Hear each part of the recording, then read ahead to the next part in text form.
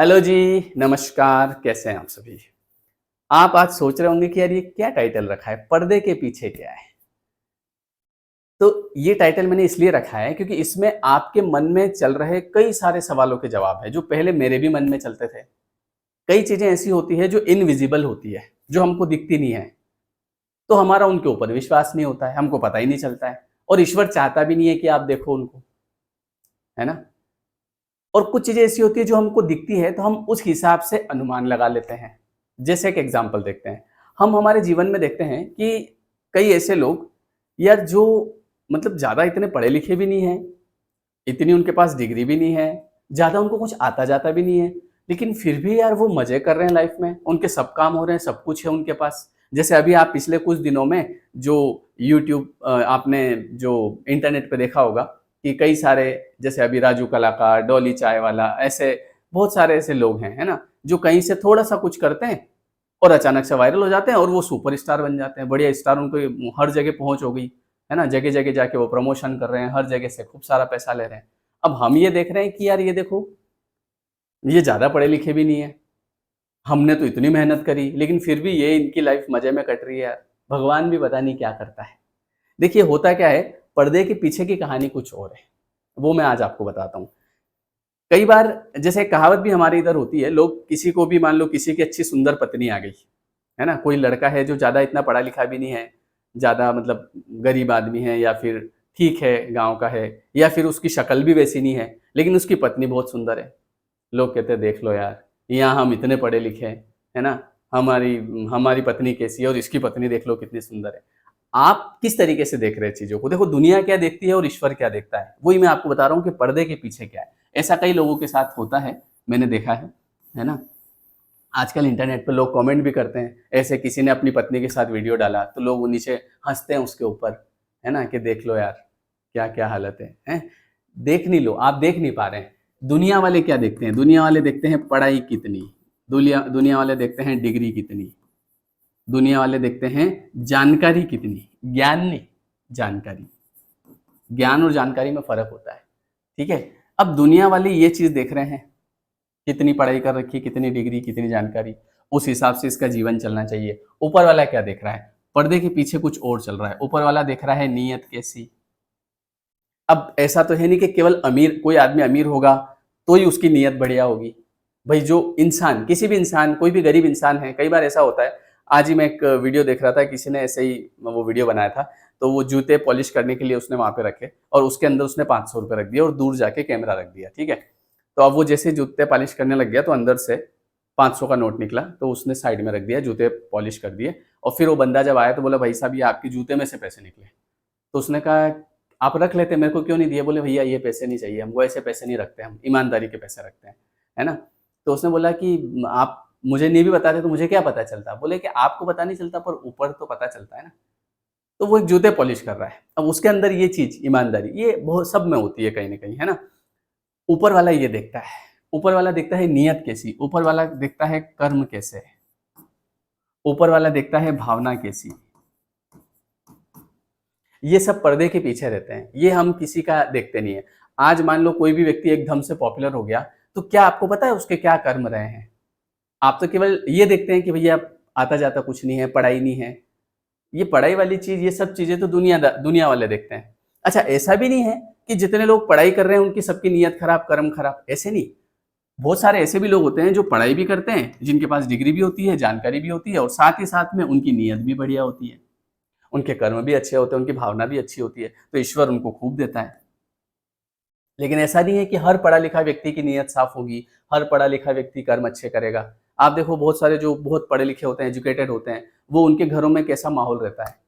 बिल्कुल मतलब मतलब कोई अच्छे से जी नहीं पाता। अधिकतर ऐसे लोग होते हैं, मतलब ऐसा नहीं कि सब ऐसे होते हैं। कुछ ऐसे लोग भी होते हैं जो बहुत पढ़े-लिखे होते हैं, बहुत एजुकेटेड होते हैं, लेकिन उनके घर में जो प्रताड़ना होती है लोगों के साथ, जो जिस तरीके से व्यवहार होता है, किसी को कुछ नहीं समझा जाता है। समझ रहे हो आप? तो वो वाली बात होती है। तो पर्दे के पीछे है ये। अब मान लो कोई व्यक्ति पॉपुलर हुआ या कोई व्यक्ति बहुत अच्छा जीवन जी रहा है। अब आप उसको अलग तरीके से देख रहे हैं, यार इसको कुछ नहीं आता, इसकी पढ़ाई कम है, मेरी ज़्यादा है।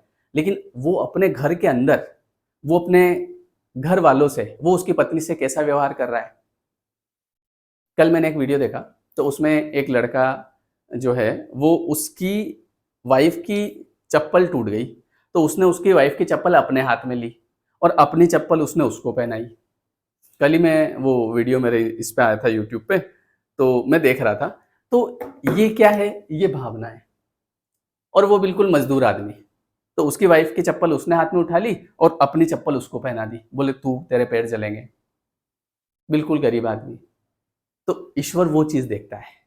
ईश्वर ये थोड़ी देखता है आपने कितनी पढ़ाई करी, कितनी मेहनत करी, वो सब चीज़ें तो दुनियादारी वाले देखते हैं। किसी कंपनी में जाते हो तो आपकी इस बेस पे नौकरी लगती है, लेकिन ऊपर वाला जो आपको काम देता है, आपको भी पता नहीं चलता है कैसे काम हो गया, किसी नौकरी की भी ज़रूरत नहीं पड़ती है, तो वो इस बेस पे देता है।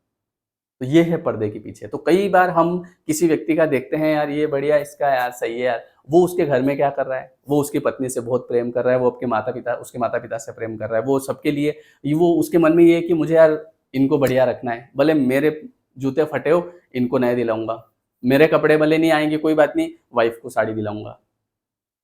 ये है उसकी क्या भावना। और एक वो व्यक्ति है जो पढ़ा-लिखा बहुत है, डिग्री भी बहुत है, लेकिन वो सोच रहा है कि पहले मेरे लाऊँ, पैसा तो मैं कमा रहा हूँ के, इनके मैं क्यों लाऊँ? इसको मैं इन पूरे परिवार वालों को मैं खिला रहा हूँ, ये है भावना। समझ रहे हो आप? एक व्यक्ति है जो बढ़िया पढ़ा-लिखा है, मैंने वापस से मेरी बात पे ध्यान देना, मैंने ऐसा भी नहीं कहा कि सारे जो पढ़ रहे हैं उनकी भावना खराब, नहीं, मैं भी पढ़ा-लिखा हूँ, मैंने भी खूब पढ़ाई कर रखी, लेकिन मेरी भावना कैसी होती है कि यार मैं पहले फैमिली वालों का करूँ, मेरे पास नहीं होगा चलेगा, उनके पास होना चाहिए।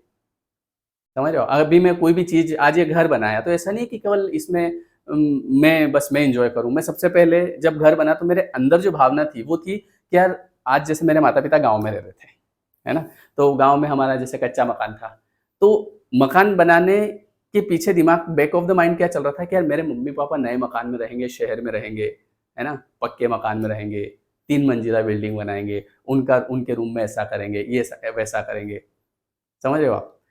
मेरा भाई ऐसे मकान में रहेगा, ये चीज़ें होगी, वो चीज़ें बैक ऑफ द माइंड चल रही है, तो ये ईश्वर देखता है, ईश्वर की नज़र इस पे होती है। और जहाँ पे ये है कि बस मैं मेरा कर लूँगा, इनका मैं क्यों करूँ? मैं भाई का मैं क्यों करूँ, वो करेगा। समझ रहे हो आप? तो मेरे दिमाग में था कि यार एक सपना था कि यार माता-पिता एक बढ़िया मकान में रहे, तो जैसे ही मकान बना, तो बका बना क्या, बनने से पहले ही मैंने वहाँ से उनको मैंने बोला आप वहाँ वहीं चलो, वहीं हम साथ में रहेंगे। तब से हम साथ में वहीं गाँव से हमने सब छोड़ दिया, वहाँ से सब सामान-वामान सब यहाँ लेके आ गए। गाँव के घर में ताला लग रहा है। तो बात क्या है? बात भावना की है। वो ये चीज़ ईश्वर देखता है और कहीं आपने देखा अरे मैं तो मेरे करूँगा बस, स्वार्थ भावना आ गई। तो वहाँ पे आप भले बहुत कर रहे हैं, लेकिन हो कुछ नहीं रहा है। क्योंकि जो होता है वो परमार्थ में होता है, स्वार्थ में नहीं होता है। अब उन लोगों को जिनको आप आगे बढ़ते देख रहे हैं, ये चीज़ें तो आपको किसी की दिख ही नहीं रही है क्योंकि ये सब चीज़ें तो बताई नहीं जाती। नियत दिखती नहीं है। भई मेरी नियत कैसी है आपको दिख रही है? हाँ, अगर आप मुझसे मिलोगे, मुझसे बातचीत करोगे, मेरे साथ रहोगे तो आपको पता चलेगी, है ना? मुझे जानोगे तो पता चलेगी नियत कैसी है। मेरे कर्म कैसे, मैंने क्या-क्या कर्म कर रखे हैं आपको पता है? बताओ आप। अपने कर्म इंसान अब क्योंकि गलत कर्म कहाँ करता है वो? वो करता है कोई देख नहीं रहा हो, कोई देख नहीं ले, कमरा बंद करके करेगा, है ना? या वो कहीं पे कोई है तो नहीं, किसी को पता नहीं चल जाए, मेरी वाइफ़ को पता नहीं चल जाए, मेरे घर वालों को पता नहीं चल जाए, कोई देख नहीं ले।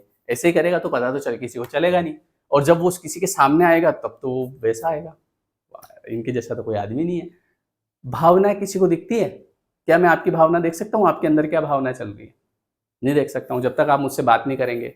हालाँकि हम पत्र पढ़ लेते हैं लिफ़ाफ़ा देखकर। हाँ, अगर कोई व्यक्ति जो है, वो मुझसे बात करेगा ना 15 मिनट, तो उसकी बात की जो टोन होगी, उससे मैं उसकी उसकी भावना कैसी है, वो पकड़ लूँगा। 15 मिनट उससे बात करूँगा, पता चल जाएगा। परमार्थ, क्या ये पता चलता है मुझे आपके अंदर परमार्थ भाव है कि नहीं? क्योंकि आप वैसे भी जो हम दान करते हैं, वो तो वैसे भी इस हाथ से देते, तो इससे दिखाते नहीं हैं। तो ये सब चीज़ें हम इंसान की कभी नहीं देखते हैं। अभी राजू कलाकार जो है वो वायरल हो गया, खूब सारा पैसा आ गया। अब उसने अपने जीवन काल में क्या किया है तो हमको पता ही नहीं है। हम तो बस उसको ऐसे जज कर रहे हैं कि कम पढ़ा-लिखा है, इसने कुछ मेहनत नहीं करी। पर मेहनत यहाँ होती है, ये भी वेद व्यास जी ने महाभारत में एक बात लिखी है कि धर्म से अर्थ की प्राप्ति होती है। आपके पास अगर अर्थ आ गया और वो अनएक्सपेक्टेड तरीके से आ गया, आपको भी पता नहीं यार ये कहाँ से आया, तो वो अपने आप नहीं आया है, वो धर्म से आया है। और धर्म का मतलब क्या है? नीयत साफ, कर्म अच्छे, भावना अच्छी, परमार्थ का भाव। अपने लिए कुछ नहीं, अपने लिए सब भगवान करेगा। और जब आप ये सोचते हो, जब आप सोचते हो कि मैं अपने लिए कर लूँ, तो इंसान अपने लिए भी नहीं कर पाता। जब इंसान सोच ले कि यार मुझे दूसरे के लिए करना है, एक घर में जो जैसे महिला होती है, मान लो आज मेरी मम्मी है, मेरी वाइफ़ है, तो वो जब खाना बनाती है तो वो मेरे उसके अकेले की थोड़ी बनाती है, मैं बना लूँ। क्यों मेरे खाना? आप बनाओ, मैं क्यों बनाऊँ? वो मेरे बना रही है, मम्मी-पापा के बना रही है, उसके बना रही है ना? ये ये क्या है? ये परमार्थ है। और जहाँ ये आ गया कि बस मैं मेरा कर लूँ, वो स्वार्थ है। तो स्वार्थ में कुछ नहीं होता है। तो इसीलिए अगर आप इन चीज़ों के साथ ये भी आपने कर रखा और साथ-साथ में अगर आप ये भी जोड़ने लग जाएँ, तो अपने आप आपके जीवन में चीज़ें ठीक होने लग जाएगी। और जब तक अगर ये नहीं करेंगे, क्योंकि ये सब पर्दे के पीछे की चीज़ें हैं। कई बार आप लोग देखते हैं, यार सर हमने तो देखा कुछ लोग तो इतने बुरे कर्म करते हैं, लेकिन फिर भी उनके साथ अच्छा-अच्छा होता है। तो कुछ चीज़ें उनकी जो आपको दिखती नहीं है, वो अच्छी भी रही होगी और जो आपके सामने कर्म हो रहे हैं, वो बुरे हो रहे हैं, तो उनका भी रिटर्न वापस आएगा। वो अभी जो अच्छा आ रहा है, वो सब इनका रिटर्न है। बात समझ रहे हो? इसीलिए मैंने आज का टाइटल लिखा कि पर्दे के पीछे क्या है, वो किसी को दिखता नहीं है। एक और चीज़ आपको बताता हूँ पर्दे के पीछे, कि आप ये देखो कि ईश्वर हर समय हमारी मदद कर रहा है, लेकिन फिर भी कई लोग ईश्वर में हम तो नहीं मानते।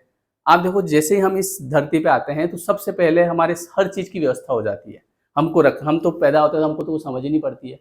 यूँ, यूँ, यूँ करते रहते हैं। अगर कोई छोड़ दे तो हमको पता ही नहीं चले, यूँ निपट जाए अपन। लेकिन पहले उसने लोगों को भेजा, माता-पिता हाथ में लेके झुला रहे हैं। पानी की व्यवस्था, खाने की व्यवस्था, जब तक आपके अंदर समझ नहीं आती है, जब तक हम समझदार नहीं होते हैं, तब तक सब व्यवस्थाएँ अपने आप होती है। कौन कर रहा है? ईश्वर कर रहा है। ये सब पर्दे के पीछे चल रहा है। फिर जब हम समझदार होते हैं, तो हम कहते हैं कौन ईश्वर? कौन भगवान? मैं नहीं मानता किसी भगवान को। तो फिर चीज़ें बिगड़ना शुरू होती है। फिर वो बोलता है ठीक है भैया एक काम कर तू करके देख ले। कई लोग ऐसे होंगे इस वीडियो को देख रहे होंगे कि जिनके अंदर अध्यात्म आया या जो भगवान की तरफ बढ़े हैं, उनको किसी ने कहा नहीं है। अपने आप कुछ हुआ उनके जीवन में कि अपने आप उनका मन लगने लग गया। ऐसा हुआ? बस वो कर्म से होता है। तो इसीलिए जब तक आप इन चीज़ों को नहीं करोगे, जैसे कई बार मैं एक और चीज़ बताता हूँ। आपने देखा कोई आपसे छोटा काम करने वाला व्यक्ति, जैसे कहीं आप मॉल में गए, वहाँ चौकीदार, है ना? वो बाहर खड़ा है। आप उसको किस भाव से देख रहे हैं? आपके दिमाग में उसके प्रति कैसा नज़रिया है? अरे! ये तो छोटा है, मेरा चौकीदार है। आप कहीं कोई ऑटो चला रहा है, तो उसको किस भाव से देख रहे हैं? कहीं कोई आपके घर में काम कर रहा है, तो आप उसको उससे कैसे बिहेव कर रहे हैं? वैसा ईश्वर आपसे करता है। क्योंकि जैसे उसके लिए आप हैं, वैसे आपके लिए ईश्वर है। जैसे आप किसी को कुछ देते समय, किसी को मान लो ₹100 का काम ले लिया किसी से, उसको 80 पकड़ा दिए, है ना? कोई घर में जैसे काम करने आया या आपके यहाँ कोई काम करता है, ₹3000 आप महीने देते हैं, आपने उसको 2800 ही पकड़ा है, हाँ, चलो 200 तो कोई बात नहीं। तो ईश्वर भी आपका वैसा ही काम जमाता है फिर। ये चीज़ें होती हैं। तो ये सब पर्दे के पीछे की चीज़ें हैं, जो हमको किसी की दिखती नहीं है। और इसीलिए लोग इससे हमेशा याद रखना है, ईश्वर क्या देखता है, उस पे काम करो। लोग क्या देखते हैं, उसके साथ-साथ। मैं ये नहीं बोल रहा हूँ लोग क्या देखते हैं वो मत करो, वो भी करो, लोगों को भी बताओ क्या दिक्कत है। क्योंकि लोग तो देखना चाहेंगे हर समय, क्या किया आपने। लोगों को नहीं बताओगे, तो फिर आप ये चीज़ भी नहीं कर पाओगे। तो इसलिए मेहनत ये काम तो करना ही है अपने को, लेकिन इसके साथ-साथ आप थोड़ा-सा ये भी डालो, फिर देखो आपके जीवन में परिवर्तन आता है कि नहीं आता है, पक्की बात है ये। समझ गए? वीडियो कैसा लगा कमेंट करके ज़रूर बताइएगा। और अभी हमने एक मेडिटेशन कोर्स शुरू किया है सुबह 5:30 बजे। तो वो वाला कोर्स हम वैसे तो हमने 25 से शुरू होना था, लेकिन उसको 1 अगस्त से शुरू करेंगे। मॉर्निंग टाइम रहेगा 5:30 एएम। ये उन लोगों के लिए जिनको ओवरथिंकिंग ज़्यादा होती है, डिप्रेशन, एंग्जायटी, ओसीडी इस टाइप के। तो उसमें हम 5:30 से 6:30 तक डेली आप मेरे साथ मेडिटेशन करेंगे, है ना? तो उसमें क्या होगा कि आपकी कहीं न कहीं फ्रीक्वेंसी चेंज होगी। बिना मेडिटेशन के, बिना नाम जाप के आप किसी भी मानसिक बीमारी से बाहर नहीं आ सकते। चाहे आप दुनिया भर के डॉक्टर कर लो, आप अमेरिका चले जाओ। लेकिन जब तक आप अध्यात्म में नहीं आओगे, जब तक आप नाम जाप नहीं करोगे, जब तक आप मेडिटेशन नहीं करोगे, अपने साथ 1 घंटा आँखें बंद करके और आप उस चीज़ को महसूस नहीं करोगे पॉज़िटिविटी को, तब तक इन चीज़ों से बाहर नहीं आया जा सकता।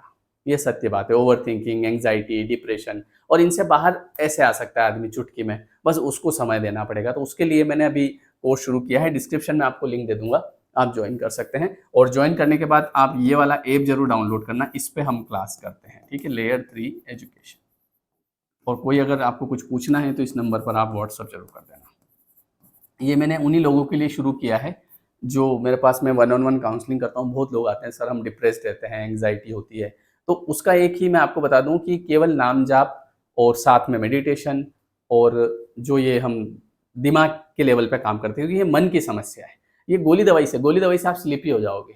आपको हर समय नींद आती रहेगी तो कुछ विचार ही नहीं आएँगे। लेकिन आप धीरे-धीरे कोई काम करने की इच्छाएँ खत्म हो जाएगी, उन गोलियों की आदत लग जाएगी। वो गोलियाँ बहुत सारे लोग 10-10 साल तक खा रहे हैं, उनकी गोलियाँ नहीं छूटी। पर जिन्होंने मेडिटेशन कर लिया ना 3 महीने लगातार, धीरे-धीरे अपने आप उनके अंदर परिवर्तन, हैप्पीनेस आने लगी। समझ गए? चलिए। सो थैंक यू एवरीवन, नमस्ते। ये वीडियो कैसा लगा कमेंट करके ज़रूर बताइएगा। Thank you so